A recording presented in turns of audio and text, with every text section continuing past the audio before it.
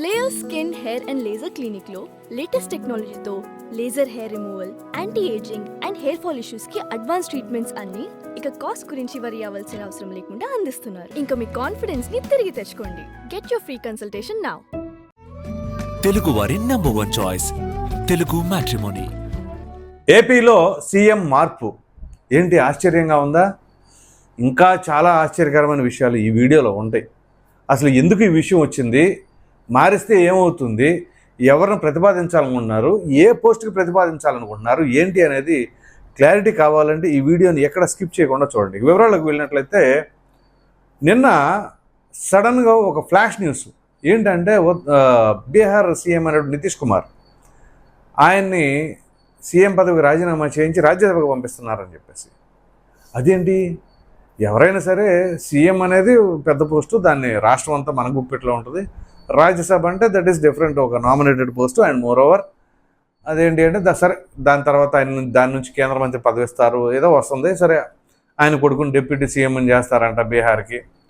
Of course Nitish Kumar అనే వ్యక్తి senior most candidate కాబట్టి ఇప్పుడు పదోసారి అనుకుంటాను సీఎంగా చేయటం.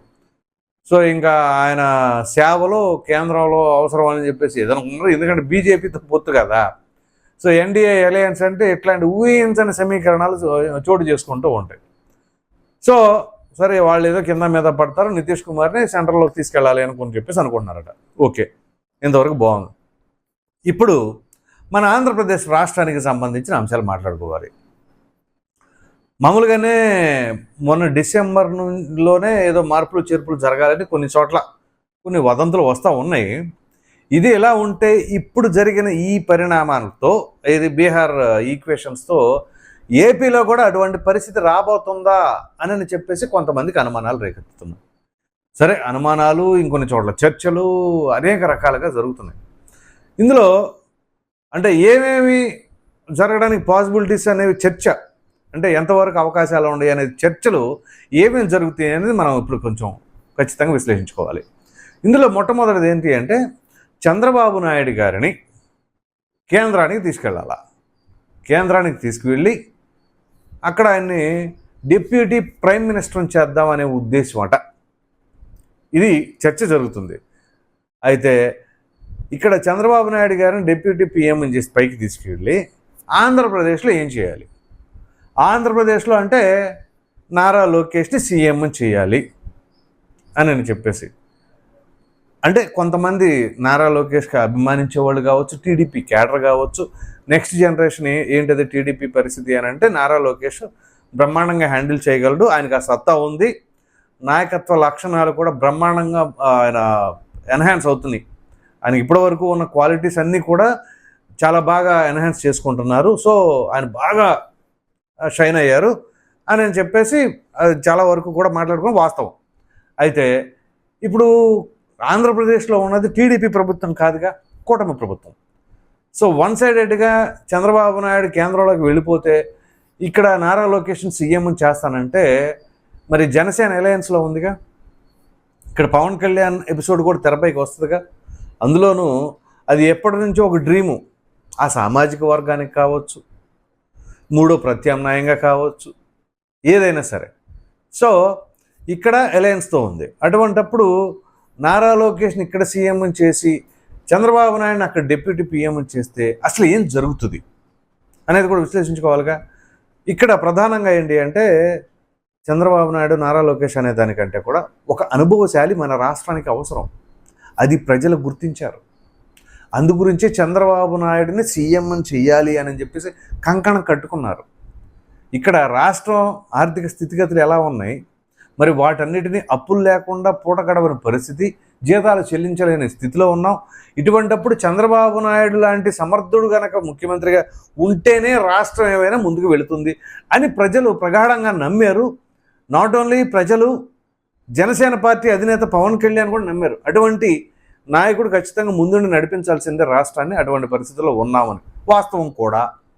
సో ఎందుకంటే ఆయనకు అపారమైన అనుభవం, పైగా ఆయన అప్గ్రేడ్ అవుతూ ఉంటారు ఎప్పటికప్పుడు, ఏ రకంగా చేయాలి, ఏంటి, రాష్ట్రాన్ని ఎట్లా గాడిలో పెట్టాలి, ఎట్ ద సేమ్ టైం రాష్ట్ర ప్రజల ఆర్థిక స్థితిగతులు ఏ రకంగా మార్చొచ్చు అనే దానికి దిక్సూచిలాగా వ్యవహరించాడు కదా గతంలో కూడా. ఇప్పుడు హైదరాబాద్ ఈ రకంగా ఉంది అంటే దానికి చంద్రబాబు నాయుడు గారి ముద్ర లేకుండా ఏమాత్రం లేదు. అందులో సింహభాగం చంద్రబాబు నాయుడు యొక్క తీరు, ఆయన తీసుకున్న నిర్ణయాలు, ఆయన ఆలోచన విధానం, ముందు చూపు. సో అటువంటి చంద్రబాబు నాయుడు ఇప్పుడు ఆంధ్రప్రదేశ్ కాకుండా కేంద్రానికి ఒకవేళ తీసుకెళ్లే ఆలోచనలో కేంద్ర పెద్దలు ఉన్నా అది ఆంధ్ర రాష్ట్ర ప్రజలకి ఏమాత్రం కూడా ఇష్టం ఉండదు. పైగా రాష్ట్రానికి నష్టం కూడా. అఫ్కోర్స్ నారా లోకేష్ సమర్థత పైన అనుమానం గురించి కాదు, పవన్ కళ్యాణ్ చరిష్మా పైన అనుమానం కాదు, పవన్ కళ్యాణ్ సమర్థత పైన, ఆయన ఎఫిషియన్సీ పైన అపనమ్మకం అని కాదు. కానీ వీరిరువురి కంటే కూడా చంద్రబాబు నాయుడు గారు అపారమైన అనుభవశాలి. సో అటువంటప్పుడు ఆయనే ఈ రాష్ట్రాన్ని ముందుకు నడిపించాలి. అంతేకాకుండా గతంలో కూడా ఆయనకు ఒక అవకాశం వచ్చింది. ప్రధానమంత్రిగా చేయవలసిన అవకాశాలు వచ్చినప్పుడు కూడా లేదు, నాకు రాష్ట్రమే ముఖ్యం అని చెప్పేసి ఆయన రాష్ట్రానికే కట్టుబడి ఉన్న వ్యక్తి. అటువంటి ఆయన ఇప్పుడు రాష్ట్రం ఈ రకంగా, ఇప్పుడు ఒక విధంగా చెప్పాలంటే ఇక్కడ క్వాంటమ్ వ్యాలీ, విశాఖపట్నంలో గూగుల్ డేటాబేస్ సెంటరు, అలాగే పోలవరం ప్రాజెక్టు, రేపు మొన్న వెలిగొండ ప్రాజెక్టుకి వెళ్ళొచ్చారు, దానికి సంబంధించి ఇవన్నీ కూడా ఎక్కడికక్కడ ఇప్పుడు ప్రోగ్రెస్ నడుస్తూ ఉంది. అట్లాంటప్పుడు సడన్గా నేను డిప్యూటీ పిఎంని అవుతాను అని అంటే ఆయన ఇష్టం గురించి కాదు, ఒకవేళ కేంద్ర పెద్దలు ఏమైనా ప్రతిపాదన చేస్తేనో ఏదైనా కానీ ఆయన మాత్రం నాకు తెలిసి 100% కేంద్రంలోకి వెళ్ళటానికి ససేమిరా ఇష్టపడరు. ఇది మాత్రం 100% నాకున్న నమ్మకం, నాకున్న నాలెడ్జ్ ప్రకారంగా ఆయన ఆలోచన విధానం అలా ఉంటుంది. సో ఇవన్నీ కూడా ఊహాగానాలే. ఒకటి ఏంటి అంటే చంద్రబాబు నాయుడు గారు ఒకవేళ వెళ్తే deputy prime minister, Nara Lokesh CM, అది ఇదని చెప్పేసి. అయితే ఇక్కడ ఇంకొక ఇంట్రెస్టింగ్ విషయం చెప్పాలి మీకు. నేను రాత్రి ఒక ఫంక్షన్లో కొంతమంది సరదాగా మాట్లాడుతున్నప్పుడు ఇట్లాంటి విషయాలు వచ్చినప్పుడు ఒక అతను ప్రతిపాదించాడు. ఎట్లా ఉంటుందంటే, ఒకవేళ ఎన్డీఏ అలయన్స్ కదా, కేంద్రంలోనూ రాష్ట్రంలోనూ డబుల్ ఇంజిన్ సర్కార్ అంటున్నారు. సో మోదీ గారు దాదాపు 12 ఏళ్ళుగా పీఎంగా ఉన్నారు. ఒకవేళ చంద్రబాబు నాయుడు గారిని కనుక కేంద్రంలో తీసుకెళ్లాలంటే డిప్యూటీ పీఎంగా కాదు, ప్రైమ్ మినిస్టర్ని చేసేయండి.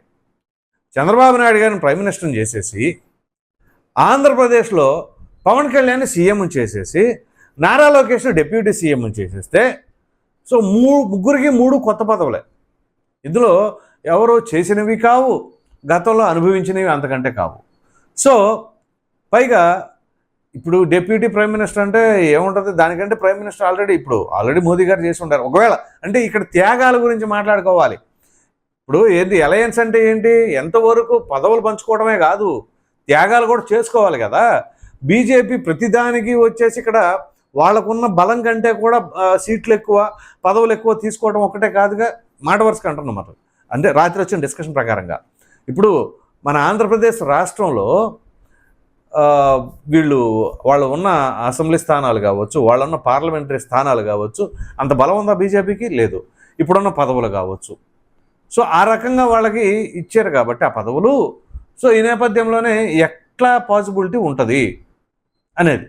సో అందు గురించి త్యాగాలు చేయాలిగా, త్యాగాలు అనేది ఇంపార్టెంట్గా. త్యాగాలు చేయాలనుకుంటే బీజేపీ ప్రైమ్ మినిస్టర్ పదవి త్యాగం చేస్తే, ఇక్కడ టీడీపీ చీఫ్ మినిస్టర్ పదవి త్యాగం చేస్తే, జనసేన డిప్యూటీ సీఎం పోస్ట్ త్యాగం చేస్తుంది. బాగానే ఉంది కదా ఈక్వేషన్స్. సో పవన్ కళ్యాణ్ గారు లేదా ఆ సామాజిక వర్గం నుంచి సీఎం కావాలని ఆ సామాజిక వర్గం ఎప్పటి నుంచి కోరుకుంటా ఉన్న క్రమంలో అటు అది నెరవేరుద్ది. ఒక తెలుగువాడు ప్రైమ్ మినిస్టర్ అయినట్లు ఉంటుంది. నారా లోకేష్ అప్కమింగ్ పొలిటీషియన్గా, అప్కమింగ్ లీడర్గా ఆయన డిప్యూటీ సీఎంగానే ఉంటుంది. ఇది హైపోథెటికల్ మాత్రమే, రాత్రి వచ్చిన డిస్కషన్ మాత్రం చెప్తున్నా. ఎందుకంటే ఇప్పుడు ఇవన్నీ కూడా జరుగుతాయంటారా? జరగవు. కానీ ఈ కొత్త ఎవరు తోచిన విధంగా వాళ్ళు మాట్లాడుతూ ఉంటారండి. ఎందుకంటే ఈ కుదుపుడికి కారణం ఏంటి? నితీష్ కుమార్ని రాజ్యసభ ఎంపీగా పంపిద్దామని చెప్పేసి అన్న ఆలోచన. మరి అటువంటప్పుడు ఆంధ్రప్రదేశ్కి కదిపితే ఎలాగుంటుంది?